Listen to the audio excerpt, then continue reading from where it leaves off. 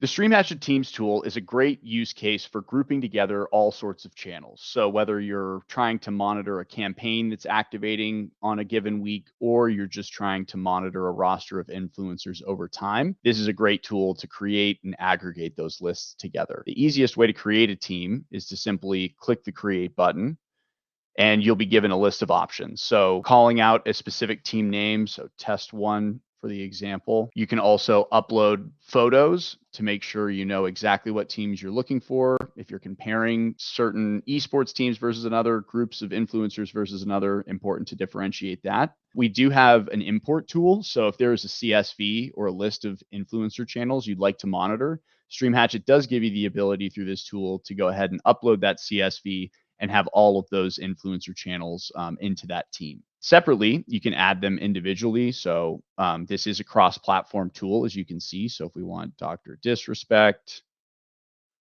we can pull his YouTube channel into this. We can pull Tim the Tatman, Shroud, Dr. Lupo.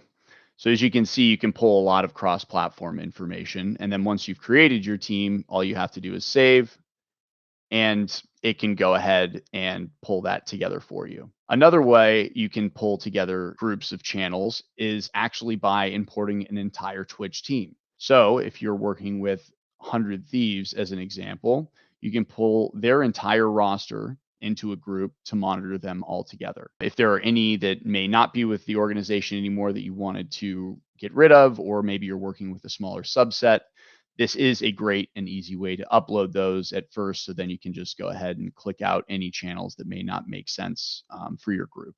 So if you want to go into an individual channel, you can go into this like complexity roster that I've uploaded and see all of the individual statistics for the channels that have gone live in that week. So here you can look at the date ranges. So if it's historical and you'd like to look for an activation last quarter or last week, really easy to do through the date range picker here. On the members tab, you'll be able to see everybody on the team, as I mentioned, who broadcasted during that week.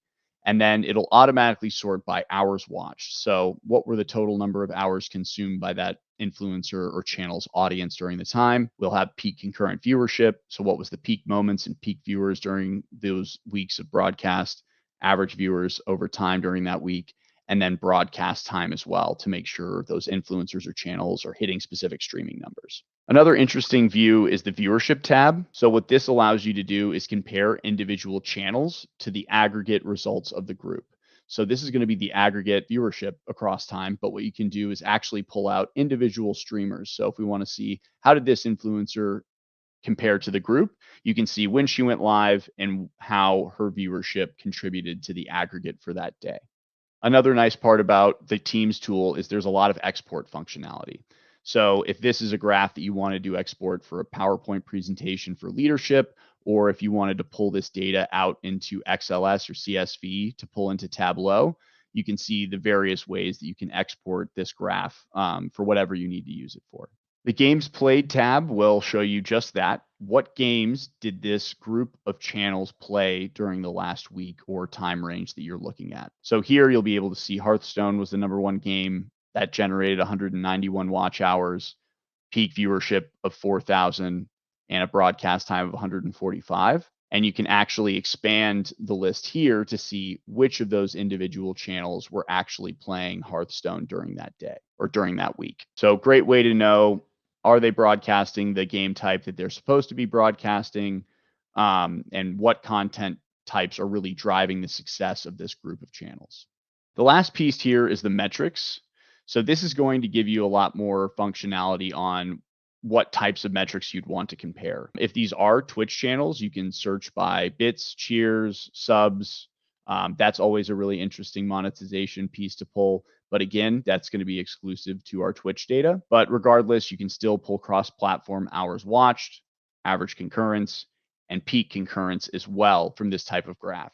You can also, again, export any of this information out of the platform for a deck or a CSV. And you can also manipulate the charts. So if you want line graphs versus bar charts, all of that can be changed here. So for any of your grouping and kind of short campaign, weekly reporting type of needs, the Teams tool is going to be a really good use case for you in the Stream Hatchet platform.